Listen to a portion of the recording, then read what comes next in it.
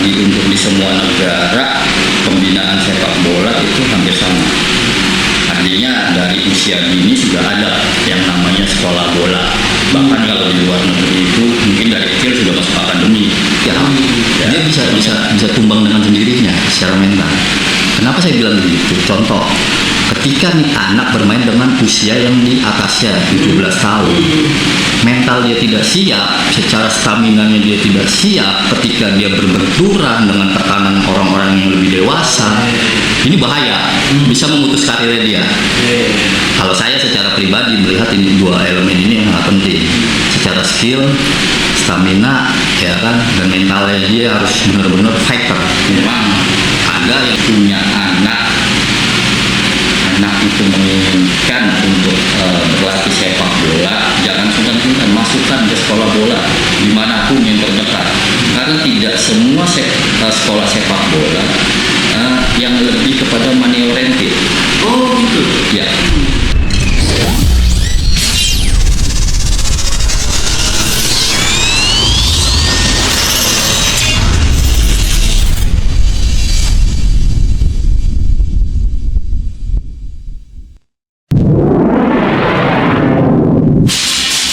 Warning, the following video clip contains offensive and vulgar language.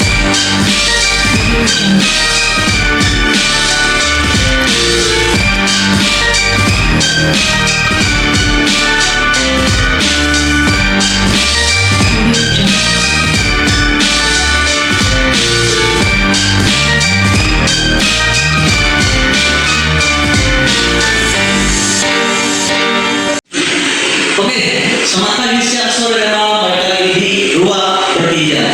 Oke. Hari ini kita kedatangan bintang tamu. Waduh. Tapi sebelumnya saya mau di video sebelumnya saya sudah izin. Boleh manggilnya siapa nih? Bapak? Nggak, jangan abang aja. Abang? Iya. Oke, abang. Oke, kita lanjut langsung ya. Saya udah gak sabar untuk nanya-nanyakan sama bintang tamu kita ini. Oke. Boleh dikenalin abang siapa? Oke. Dan apa? Nama saya Munir. Ya, untuk saat ini profesi saya sebagai pelatih sekolah bola. Pelatih sekolah bola. Ya, untuk saat ini di SSB Koja, Kota Jakarta, yang berada di Jakarta Utara. Ya. Oke. Sebelah sini, Bapak, bagaimana Bapak atau Pengamat ini. pengamat? Pengamat sepak bola. Pengamat sepak bola. Ya. Bapak, Bapak Sony. Tepuk tangan dong. Oke, tapi di sini ada Abang Munir Ya. sebagai pelatih sepak bola dan ada Abang Sony sebagai pengamat sepak bola. Luar biasa. Oke, sedikit awal-awal dulu nih. Sebenarnya sih dari Abang Munir ini awal mula jadi pelatih sepak bola itu gimana sih? Baik, mungkin saya bukan salah satu yang terbaik sebagai pelatih. Di Jakarta Utara banyak pelatih-pelatih terbaik dan pelatih-pelatih profesional yang memang bagus. Saya hanya berbagi pengalaman sih dengan teman-teman. Mudah-mudahan ini bisa menjadi motivasi untuk teman-teman dan pemirsa yang bisa mendengar. Awal muasal saya terjun ke dunia pelatihan sebetulnya karena termotivasi dengan anak saya. Oh ya. Ketika anak saya masukkan sekolah bola, ya kan, kita masukkan sekolah bola yang memang bakatnya dia di sepak bola dari usia dia sekitar usia 8-9 tahun lah. Nah, saat itu dia memilih posisi yang memang dulu posisinya sebagai posisi saya kiper. Ya, dari situlah saya mulai terjun kembali ke dunia sepak bola yang tadinya sudah lama tuh, dari tahun 2005-2006 sempat vakum lah sampai saya nikah. Akhirnya dia milih untuk sekolah bola, saya turutin dan memilih posisi kiper. Nah, saya pernah gagal. Artinya gagal dulu saat zaman saya itu, pada saat saya ikut sekolah bola tidak ada arahan pengembangan, dan dulu sepak bola itu tidak bisa dijadikan untuk mata pencarian atau profesi. Ya, akhirnya saya di situ komitmen bagaimana caranya anak saya sudah tidak seperti saya gitu. Akhirnya saya kembali lagi ke dunia sepak bola, dan kebetulan dia di SSB, saya banyak senior-senior saya sebagai pelatihnya. Ketika saya lihat bakatnya dia, akhirnya saya beli sepatu lagi, beli sarung tangan, ikutlah mulai melatih dia, membimbing. Nah, dari situlah saya ada waktu, meluangkan waktu ketika saya libur kerja, saya ikut melatih. Yang akhirnya dulu saya di Daya Sakti, SSB-nya. SSB Daya Sakti dari itu dengan anak saya. Akhirnya diminta sama rekan senior untuk udah ayo ngelatih kiper yang ngebantu, sifatnya bantu ya. Akhirnya saya terjun bantu, cuman saya tidak megang anak saya khusus karena dia saya kasih ke yang sudah lebih senior ya. Cuman saat itu saya karena dia bakatnya memang ketika saya lihat itu bakatnya di kiper itu, kalau kiper itu kan yang nggak kita bisa bentuk itu insting. Kalau nangkep, terbang, ya kan, untuk fight 1 lawan 1, ya kan, itu masih bisa kita bentuk. Tapi insting itu yang nggak bisa kita bentuk. Dan situlah saya lihat, oh, ini anak memang bakatnya di kiper. Itu lah. Jadi kadang-kadang tiap sore pulang kerja saya latihan di luar. Nah, dari situlah mulai ada dorongan dari senior untuk ngambil lisensi D. Lisensi D nasional tahun 2019. Oh, jadi melatih Ya. license. Iya dong. Oh, jelas. Ya sebetulnya sih ada beberapa kawan-kawan yang melatih tidak memiliki lisensi, tapi sangat disayangkan karena biar bagaimana yang namanya sertifikat lisensi itu bukannya sekedar selembar kertas. Karena di situ kita dapat pengalaman. Saat itu saya akhirnya paham bagaimana sih perkembangan sepak bola di Indonesia. Karena memang dari pelatih dasar itu sudah dibentuk yang namanya dulu filosofi sepak bola Indonesia. Filenesia, disebutnya Filenesia. Tahun 2019 saya ikut itu, 2018 ya. Ada filosofi sepak bola Indonesia yang mana pakemnya itu mulai dari pendidikan dasar anak-anak usia dini, itu sudah harus kita bentuk dengan polanya kepentingan PSSI untuk jangka panjangnya. Sama seperti bagaimana dengan posisi 4-3-3 yang memang menjadi pakemnya saat itu, pakemnya sepak bola Indonesia ya. Tapi kalau sekarang saya kurang paham karena perkembangan beda, pelatih lama perkembangannya beda. Cuman pada dasarnya prinsipnya dari tahun saya ikut pelatihan itu kita dikerahkan bagaimana kita menata anak-anak ketika menjadi pelatih. Yang kunci utama adalah attitude, bukan skill. Dari teknik skill itu. Ya, attitude. Bagaimana kita menjaga attitude anak ini? Ketika attitude-nya baik, ketika etikanya baik, ya, ketika mereka memiliki attitude dan etika yang baik, insya Allah dia akan bisa kita arahkan menjadi pemain yang terbaik. Kalau skill itu sifat dasar, artinya skill itu timbul ketika nanti dia di usia 10 tahun ke atas. Ya, makanya di usia dini, kebetulan saya juga megang khusus kiper dan khusus di usia dini. Itu saya megang kalau usia dini kita tidak boleh memaksakan anak itu seperti melatih fisiknya, lebih banyak kita latihan seperti yang dewasa lah, tidak. Tapi bagaimana mereka senang dengan sepak bola. Ya, jadi bukan fisik yang kita bentuk, bukan skill yang kita bentuk, tapi mengenalkan bagaimana caranya nendang, bagaimana caranya dribble, sudah cukup. Jadi biar dia senang dari usia 7, 8, 9, 10 itu lebih ke situ. Nah, dari situ yang kita jaga adalah attitude-nya. Attitude. Dan banyak juga anak-anak usia dari 7 tahun sampai 8 sampai 10 tahun ya. Itu secara skill memang mereka sudah terbentuk. Memang beda. Karena memang sudah dasarnya memang sudah memiliki. Nah, berarti ada anak yang memang dari lahir udah jago lah bahasanya. Ya. Udah Sudah. dari Tuhan lah. Ya. Udah potensinya udah ada. Ada memang harus dibentuk. ya, bakat yang memang timbul itu yang tidak bisa, artinya tidak bisa tertahan ya. Itu yang timbul memang dasar basicnya itu anak memang bagus. Tapi ketika kita keras, kalau kita ngebina anak-anak kecil usia 10 tahun ke bawah kita keras, kita kasih fisik yang lebih atau ini, akhirnya mereka minggir dan tidak suka dengan sepak bola, sedangkan mereka punya skill dan bakat yang sangat bagus. Inilah yang diterapkan, yang memang dijaga pada saat itu pelatihan saya di PSSI. Artinya bukan kita mau melepas atau ini ya. Inilah yang dibentuk itu adalah attitude, bagaimana timbul secara skillnya. Ketika etikanya sudah baik, pastinya akan mendengarkan apa yang diinginkan pelatih. Itu banyak pemain-pemain Indonesia sebelumnya itu terjerumus dengan etika yang tidak baik. Jadi itu dasarnya. Oke, berarti kalau bisa saya rangkum, awalnya itu karena anak. Betul. Dari anak nih, Iya. ya kan? Dari anak, akhirnya jadi terjun lah tuh, turun lagi nih. Iya, turun gunung. Pelatih segala macam, Iya. kerja sama anak segala macam sampai masuk ke SSB. Iya. Sampai ngambil license juga. Iya, license juga memang sebetulnya sih itu kalau bicara ini saat itu peluang yang memang dari senior saya mendorong ambil lisensi. Sayang kamu udah berarti, karena saat itu saya tahun 2000 sekitar 2017, 18, 19 itu saya megang ada 4 klub saat itu. Ya ada yang 2 klub itu memang saya khusus megang pelatih kiper karena basic saya kiper. Ya, ada yang memang saya ngebantu untuk megang usia, kelompok usia, baik yang usia 12, 13. Jadi seperti itu Bang.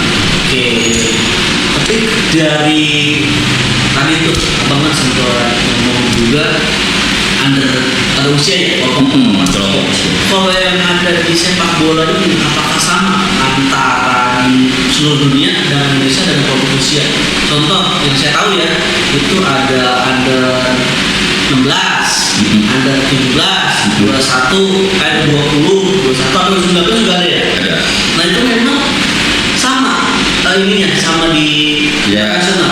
kalau berdasarkan pengalaman saya ya, artinya gini, saya rasa untuk di semua negara pembinaan sepak bola itu hampir sama. Artinya dari usia dini sudah ada yang namanya sekolah bola. Bahkan kalau di luar negeri itu mungkin dari kecil sudah masuk akademi. Ya, cuman kan di Indonesia jarang akademi yang memang benar-benar rata-rata akademi di Indonesia itu usia 15 tahun ke bawah ke atas. Dia SMP, naik SMP mulailah ada akademi seperti Akademi IM Semarang, Akademi Bayangkara, banyak lagi lah. Mungkin dulu ada Akademi Arsenal yang itu pernah. Oh iya. Cuma saya kurang tahu kalau sekarang. Iya. Tapi kalau bicara sekolah bola hampir mayoritas. Ya ada, karena saya pernah bawa tim anak saya tembus sampai regional doang ya, Danon. Artinya Danon ini kan diikuti oleh seluruh dunia. Danon Nation Cup itu? Iya, ini kan dari seluruh dunia. Dan ini dari grassroots. Kalau Danon di Jakarta Utara kita dulu untuk tembus ke regional DKI aja di Jakarta Utara hampir 40 tim saat itu. Se-Indonesia itu?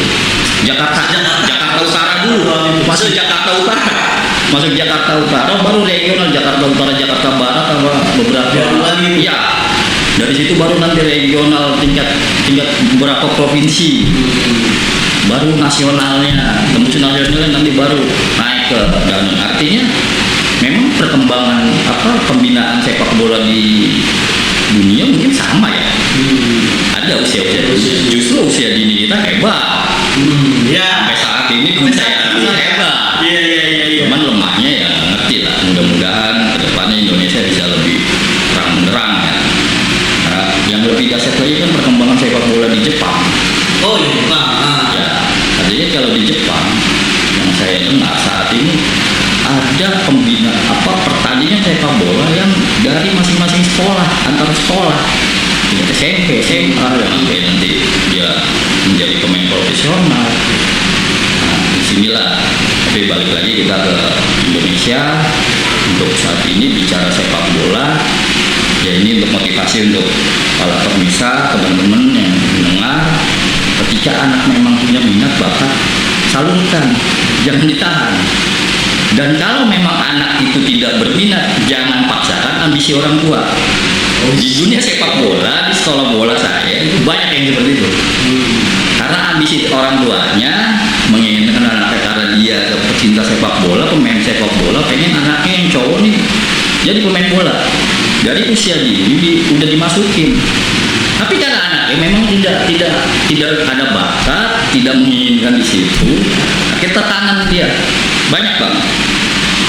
Jadi artinya gini, jadikanlah sepak bola itu, kalaupun anak itu tidak berminat, paling dia itu menjadikan salah satu olahraga untuk anak itu. Jangan dipaksakan untuk anak itu menjadi hebat di sepak bola. Paling dia secara karakter bisa terbimbing, terbina. Kalau pesan saya itu, ya kalau bicara nasib kan semua juga. Ya, kayak anak saya alhamdulillah saat ini masuk kuliah juga gratis karena beasiswa dari sepak bola. SMP juga, SMP dia masuk karena dia juara tingkat DKI lagi itu futsal Toto itu juara. Jadi memang ya alhamdulillah, artinya nggak sia-sia. Saat ini kuliah pun dia gratis dari beasiswa. Tanggapan dari Bang Soli mungkin? Ya, kalau saya melihat sepak bola di Indonesia itu sebenarnya berbeda, sangat berbeda dengan sepak bola di luar. Mungkin antara budaya yang harus ditanggung, setiap ini nah ini perlu di support oleh Pemerintah. Karena sangat sayang sekali kalau di Indonesia itu tidak benar-benar di support. Sebenarnya banyak sekali peluang untuk makanya saya melihat di sini juga tahun ini kualitas bola di Indonesia itu kurang. Terus mudah-mudahan kan kita bisa membuka lebih banyak support terhadap kualitas bola. Karena minatnya untuk sepak bola ini di Indonesia itu jauh lebih besar. Saya balik lagi nih ke Bang Munir. Bang Munir kan coach ya, berarti Soal. coach. Nah dari coach ini, berarti kan sering melihat potensi anak. Oh iya. Ya. Ya. Nah pertanyaan dari segi apa sih, indikator apa sih seorang anak ini misalnya bisa naik level? Taruhlah kayak misalkan dari under 16 misalnya, dia ini ada bonekinnya di U19 deh, misalnya kayak gitu. Ya. Apa sih indikatornya yang bisa dia yang ke anak ini dia bisa naik kelas? Oke. Kalau kita bicara untuk level usia 15 tahun ke atas, ya ini bicara usia 15 tahun ke atas untuk bisa naik level ke tingkatan senior. Artinya kan itu ya. Ya, naik level. Sebetulnya pelatih punya metode tersendiri bagaimana untuk mengangkat ini. Yang pertama kebutuhan pelatih, tapi tidak melepas dari skill dia. Yang pertama itu, terus stamina, karena ini penting ketika naik level. Ya kan, antara dia main di usia 15 dan main di 17, ketika di naik level kan ini belum siap, dua elemen ini tidak siap, kasihan. Yang pertama, kenapa saya bilang kasihan? Ya, karena secara mentality ini kalau belum siap, dia bisa tumbang dengan sendirinya secara mental. Kenapa saya bilang begitu? Contoh, ketika nih anak bermain dengan usia yang di atasnya 17 tahun, mental dia tidak siap, secara staminanya dia tidak siap, ketika dia berbenturan dengan tekanan orang-orang yang lebih dewasa, ini bahaya, bisa memutus karirnya dia. Kalau saya secara pribadi melihat ini dua elemen ini yang sangat penting, secara skill, stamina, ya kan, dan mentalnya dia harus benar-benar fighter. Ada yang memang secara skill biasa aja, tapi secara stamina, secara mentalitinya dia kuat. Tinggal bagaimana kita sebagai kebutuhan pelatih untuk masukkan dia di posisi mana dan timing kapan, kan seperti itu. Ya kan? Tapi kembali lagi, kalau itu semua kembali kepada pelatihnya. Ya kepada pelatih, tapi saya rasa juga semua pelatih mungkin akan melihat dua dan tiga elemen inilah, yang utama dua ini, stamina ya. Kalau mentality itu memang penting juga sih. Ketika memang dia punya skill yang baik, dia punya stamina yang baik, mumpuni, ya kan, secara mental dia akan terbentuk di lapangan. Kalau kita yang memotivasinya baik, kuat gitu. Jadi begitu Bang. Berarti tadi tuh kalau persiapannya tuh mental yang paling utama ya. Iya. Mental, skill, stamina. stamina. Soal tiga ini tiga komponen penting nih. Komponen yang dari penting. indikator yang lain. Iya. Tiga ini harus kuat dulu nih. Iya. Buat bisa naik Next level. Betul. Ya, kita bisa lihat nih pada saat Hoki Caraka bermain di usia levelnya kan seperti itu.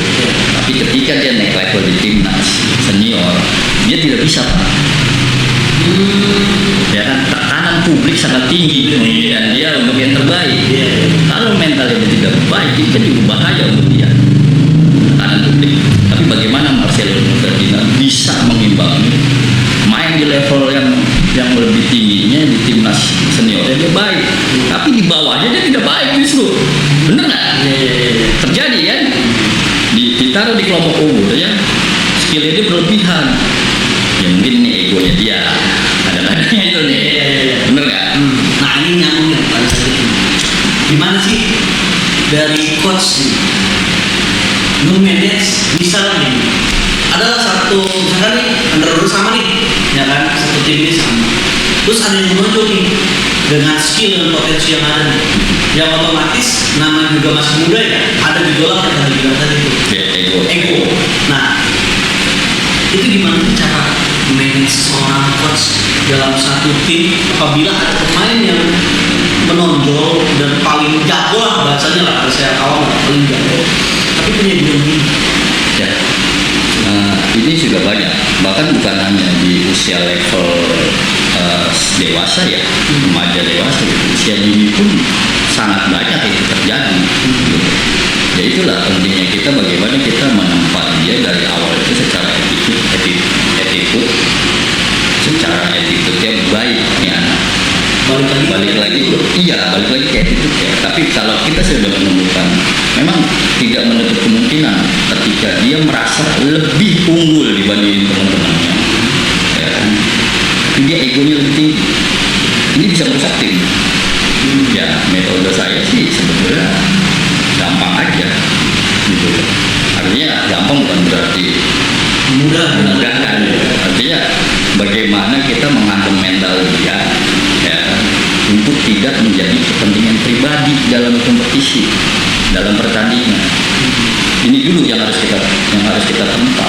Walaupun kadang-kadang terjadi di lapangan dengan situasinya dia seperti itu, mungkin kita akan panggil dia ketika ada seperti bola out atau apa, saya panggil dia dan saya akan ingatkan gitu. Karena dari awal ketika ketika kita bermain mau masuki pertandingan, hal ini dulu yang kita sampaikan kepada tim. Pertandingan ini bukan milik kalian pribadi masing-masing, karena pertandingan sepak bola bukan individual secara siapa yang harus menonjol terbaik gitu. Yang ngegolin juga belum tentu terbaik, tapi terbaiknya kan untuk menjadi satu kolektif bagian tim. Ini dulu yang harus kita sampaikan sebelum masuk ke pertandingan. Artinya ketika memang dia ada ego atau dia mungkin merasa lelah, kira dia kesel sama temennya, inilah yang harus kita panggil, kita sampaikan. Makanya kadang-kadang kan pelatih itu teriak di lapangan, mungkin ada sesuatu hal itu yang disampaikan terkait dengan masalah teknik, masalah komposisi atau taktikal pelatih yang tidak berjalan, tapi tidak menutup kemungkinan ini pun menjadi tolak ukur bagi pelatih untuk menyampaikan itu di dalam lapangan. Biasanya nih pelatih itu pasti juga ada sosok inspiratif juga. Oh iya. Kira-kira nih dari Abang Munir ini siapa sih inspiratif untuk melatih? Misalkan mungkin pelatih ya pasti ya inspirasi dari bisa. Kalau untuk inspiratif melatih saya sih lebih kepada si Indra Safri ya. Indra Safri. Ya, kenapa saya ke Indra Safri pada saat dia ngambil level U19 juara zaman Evan Dimas itu kan dia kalau dibilang tanpa biaya dari PSSI dia rosok ke bawah ngambil individu potensi-potensi bakat-bakat yang tidak terlihat dari klub-klub biasa ini secara ini, tapi dia bisa memanajemen, menyatukan pemain, bisa menjadi juara. Ya kan ini sangat dahsyat gitu. Biasa sekali.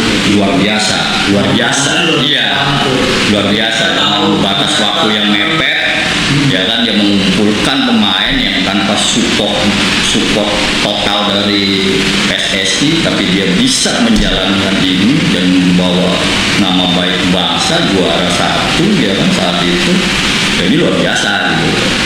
Ya kan cara mengelola timnya juga ya, saya sangat tertarik gitu. Artinya manajemen pemain dengan potensinya dia lini per lini itu oke lah saat itu. Bagaimana dengan Maldini Pali ada di kanan, Jadi kita tahu tuh namanya ada Maldini Pali, ada Padima, Ipanulin Armain, ya kan, bener nggak? Mutris Hadimi. Nah itu artinya itu pemain-pemain yang bahkan mungkin masih level masuk SSB mungkin saat itu atau belum menjadi pemain-pemain yang kontrak profesional di dalam klub.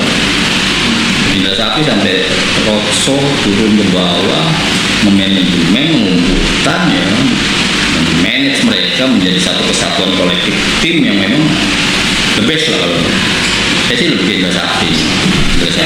Nah kemarin saya bareng sama Indra Safri tuh, bareng sama Indra Safri kita kucing klinik di Kalibaru. Oh iya Indra Safri nih. Nanti ditampilin ya guys. Ada foto abang dengan Indra Safri luar biasa. Saat itu kita kucing klinik bareng dengan Indra Safri untuk anak-anak Kalibaru. Beliau sudah hadir 2 kali di Kalibaru. Mudah-mudahan ini datang lagi dan ya ini inspirasi. Nah ini kan abang Munir ini udah melatih sepak bola. Pencapaian paling tertinggi apa nih sebagai pelatih? Sampai saat ini sih kalau bicara tertinggi belum ada. Justru saya pengen jadi pelatih timnas dalam Ya kayak di tim itu udah juara. Pernah saya bawa asisten pelatih sih kegiatan pokrok tahun 2000 berapa ya? Sekitar 2018 itu pokrok untuk usia SD ya. Nah, terus kita pernah juara force bersama Celincing, anak-anak Celincing usia SD, teman-teman anak saya juara sampai tingkat provinsi. Sampai tingkat provinsi ya, tingkat nasional ya, karena itu force itu kan memang agendanya Pemda DKI yang dari tingkat RW, tingkat kelurahan gitu. Saat itu saya bawa itu bersama rekan saya Bang Ujai di netral. Kebetulan itu juaranya anak Celincing, hanya satu anak center timur yang dibawa. Kebetulan kipernya dia lalu kiper. Ya kipernya itu dibawa anak saya masuk di Celincing dan kita mewakili Celincing sampai tembus tingkat DKI juara 1 tingkat sebelumnya. Juara 1 tingkat DKI. Kita Itu kan futsal. oke. Saya mau nanya nih, kira-kira ada nggak sosok balik lagi nih kalau untuk pemain bola menurut Bang Munir ini sosok pemain bola yang wah ini secara ini bagus ada nggak? Oh, ada dong, pasti dong. Kita pemain bola. Oh iya, Tadi kita punya inspirasi. inspirasi. Di Indonesia Terserah boleh, di Indonesia mau di luar negeri boleh. Kalau di Indonesia saya lebih kepada Kurniawan Widianto. Oh, Iya, kalau di Indonesia ya, Iya. Kurniawan. Sampdoria. Ya, Kurniawan itu memang kalau dibilang memang legend ya, legend. Kurniawan, Apres gitu saya. Nah kalau untuk di luar itu saya dulu saya suka kenapa saya jadi kiper, saya tahun 94 melihat pertama zaman saya kecil melihat pertandingan Meksiko. Sampai itu Meksiko ketemu siapa itu? Ada kiper legendaris namanya Jordan Campos. Mungkin itu bukan Meksiko. Meksiko. Coba Jordan. George Campos. George Campos. Ya, Campos tuh lihat aja deh di YouTube ya. Itu kecil, cuman lompatannya jauh, tinggi, boleh lah. Itu yang menjadi inspirasi saya untuk jadi kiper saat itu. Dan beliau itu, dia itu bukan hanya sebagai kiper, kadang-kadang maju menjadi striker. Memang dasarnya nih orang aslinya kalau sejarah dia sebagai striker. Ya, dia sebagai striker awal muasalnya. Cuman dia juga bisa kiper kan. Kadang dia makanya dia pakai nomor punggung pasti nomor punggung 9. Ini kiper. Kiper nomor 9. Iya, George Campos. Biasanya 1 atau mas? Ya, 9 dia gitu aja. 9. Awal Dia tanya 9. gitu aja. Karena dia akan menjadi pemain depan juga suatu saat. Gitu. Ganti kiper dia yang jadi pemain depan. Oh, berarti sama kayak kiper Brazil tuh, Giorgio Chiellini. Giorgio Chiellini kan hanya sebagai dia kalau ketika ada bola-bola mati naik ke depan. Iya sih, kayak penalti, kayak free kick. Tapi kalau dia enggak, dia kan menjadi pemain. Oh, Ya, tapi memang kalau saya sih melihat dia itu lompatan skill hebat. dari ledaknya dia. Ya hebat untuk George Campos. Nah, kalau untuk back, kalau saya memang dari itu Maldini. Oh gini aja deh. Nih saya sebenarnya tanya itu ke situ. Mau bikin apa sih skema formasi termasuk pemain-pemain yang di dalamnya tuh mau siapa aja. Tadi mau gitu. Udah oke. Kita langsung ke sana aja deh. Formasi sama pemain ideal. Kalau misalnya coach pelatihnya itu banyak para pemain nih. Pengennya siapa aja? Oke dari kiper udah ya. Kiper dari siapa? Ya kalau kiper memang saya karena saya sukanya Campos. Campos. Kiper Campos. Kiper Campos. Back Back kirinya Maldini. back kirinya Maldini. Paulo Maldini. Paulo Maldini. Milan. Oke. Terus dulu ada Hierro. Ini legend ya, pemain legend ya. Apa kita kolaborasi dengan yang sekarang? Iya. Boleh. Itu ada sekarang kan kalau sekarang ya yang bagus Van Dijk ya. Oh, Sergio Van Dijk. Oke. Cuman kalau yang sekarang saya udah kurang ini, Maaf deh. kurang update. Ya. Ya. Terus oke Ada Nesta. di Nesta. Nesta. Bek tengah Nesta dan Baresi. Apa? Nesta dan Baresi. Oh, Franco Baresi. Ya, bek kanannya itu yang bagus sih legend sampai sekarang. Kalau saya sih ngelihatnya ada Cafu. Oh iya, aku Brazil. Ya, karena Cafu itu kan memang dari dulu sampai sekarang itu memang gaya apa kalau dibilang yang sekarang nih. Back itu bukan hanya jaga di pertahanan, tapi bagaimana bisa nyisir overlap ke depan. Oh, sweeping roll ke depan. Ya modernnya itu Cafu sudah menciptakan dari tahun jebot seperti itu. Walaupun dia dulu bukan pemain belakang. Oh, kamu itu pemain belakang? Aslinya bukan pemain belakang, dia pemain wing. Wih, Ya, tapi tarik mundur. Ya diciptakan sama Ancelotti untuk menjadi bek kanan. Gitu. Karena saat itu kan masih ada Costa Curta. Iya.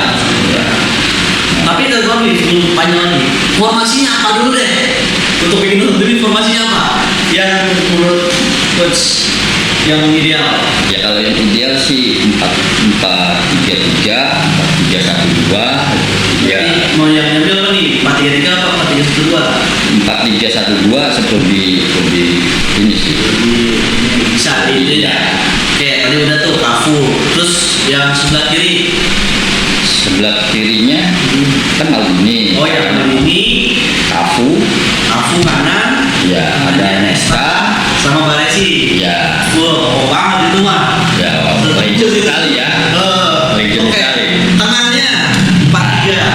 Kalau tengah itu kan ada yang Pirlo, Gerrard. Ya ini setelannya kan setelan publik nih kalau Iya, iya. Pirlo bisa overlap, dia kan Gerrard secara defensif dia bisa naik turun. Ya. Terus satu lagi ada si siapa itu? Fellaini, tahu nggak Fellaini? Oh, mau Fellaini. Fellaini. Belgia dulu dia itu. Ya, untuk gelandang bertahan dengan Vieira itu sama tuh. Ya. Salah satu lah. Tapi lebih pokok sih sebetulnya Vieira. Vieira. Vieira pokok itu kalau untuk gelandangnya. Berarti lagi, ada Gerard, Pirlo, Fellaini atau si Ya, si itu Vera. Vera. Kalau yang dulu zaman saya kecil itu ada lagi Frank Rijkaard. Hah? Frank Rijkaard. Oh, pelatihnya Barca dulu. Ya, dia adalah gelandang terbaik zaman eranya, gelandang tengah terbaik itu Rijkaard. So ini Karena namanya dia komplit dari dia skillnya, headingnya, shootingnya itu. Jadi kita taruh itu dia Frank Rijkaard. Ya. Nah, terus pemain untuk second line-nya, second line yang bagus ya memang sebetulnya sih ada di sosok Messi ya. Oh iya. Messi cocok Jelas. itu second line-nya. Sebenarnya. Iya, kalau untuk di depan itu ada Ronaldo, tapi Ronaldo yang lama ya, Kota. Kota.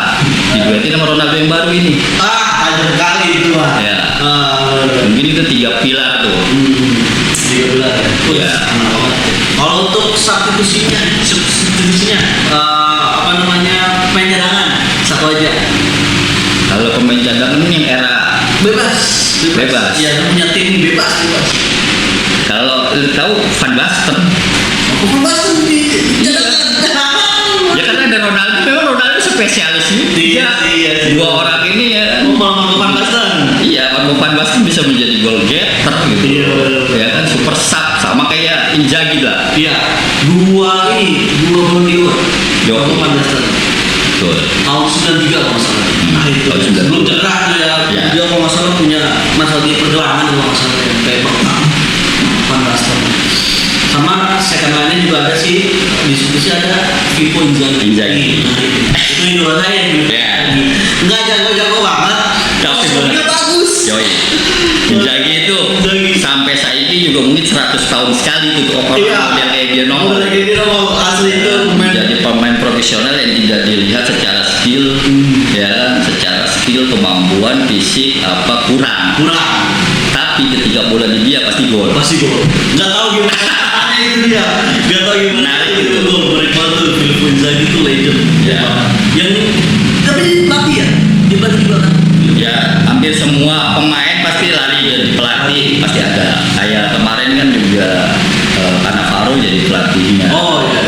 Ya, Swiss ya. Apa siapa? Cannavaro. Oke. Sebelum kita tutup, ada closing statement dari Abang Suzuki dan sebagai pengamat sepak bola. Mungkin dari Rusia atau dari sekarang gitu. Ya, intinya gini, kalau saya sih di Indonesia, saya sih fokus ke Indonesia. Kalau dengan pemain pesepak bola di Indonesia itu ya berharap banget kita harus sendiri dan pasangan masih dia artinya ribut-ribut karena juga kalau kakaknya itu selanjutnya berpengaruh pada Oh ya. semua berbukan dia sebenarnya itu perlu kita fokusin perlu kita ini sampai kan yang benar dia di negara lain bahwa Indonesia sepak bola itu sangat kacau. Kalau kita mau bicara profesional mau di pertindakan Aman sampai seluruh pelaksanaan lah ya, lebih ditingkatin lagi. Oke. Ada kata-kata mutiara untuk penonton yang nonton nih dari coach. Mungkin tadi yang saya sampaikan sebelumnya, mungkin saya ingatkan kembali kepada mungkin di sini pemirsa atau yang pendengar, ketika memang punya anak itu menginginkan untuk berlatih sepak bola, jangan sungkan-sungkan masukkan ke sekolah bola dimanapun yang terdekat, karena tidak semua sekolah sepak bola yang lebih kepada money oriented. Oh gitu. Ya, ketika memang banyak juga sih anak-anak yang memang tidak kurang secara ekonomi, tapi dia akan bisa tercover ketika memang di dalam sekolah sepak bola. Yang penting jangan sungkan orang tuanya, bicara kepada pelatihnya, bicara kepada manajemen klubnya, mungkin akan diakomodir. Artinya itu, jangan juga menjadikan ambisi orang tuanya menjadi anak ini didorong untuk di sepak bola. Itu jangan juga dijadikan ambisi seperti itu sebagai orang tua. Biarkan anak ini mengalir, mengikuti prosesnya, dan jaga cara attitude-nya. Ini itu aja sih. Sip. Terima kasih untuk Coach Munir dan Bung Sony sudah ada di podcast Ruang Berpikir. Kita semua pamit, stay in dan tetap tonton Ruang Berpikir. Kita semua.